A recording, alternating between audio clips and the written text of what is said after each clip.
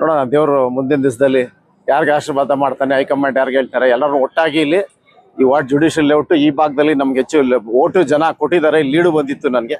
ಹಂಗಾಗಿ ಇಲ್ಲಿ ಗೆಲ್ಲಂತ ಒಂದು ಸಾಧ್ಯತೆ ಜಾಸ್ತಿ ಇದೆ ಇಲ್ಲಿ. ಮುಂದಿನ ತಿಂಗಳಲ್ಲಿ ಮುಖ್ಯಮಂತ್ರಿ ಹೈಕಮಾಂಡ್ ಬಿಟ್ಟಿದ್ದ ವಿಷಯ ನಾವು ಯಾಕೆ ಇಲ್ಲಿ ಹೈಕಮಾಂಡ್ ವಿಷಯ ಅದು ಆಗ್ಲಿ.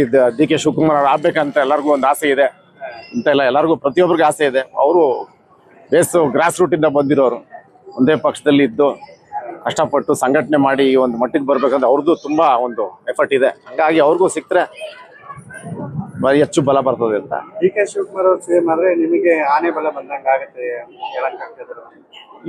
ಈಗಲೂ ಆನೆ ಬಲ, ಅವ್ರ ಆಶೀರ್ವಾದ ಇದ್ದೇ ಇದೆ ನಮ್ಗೆ.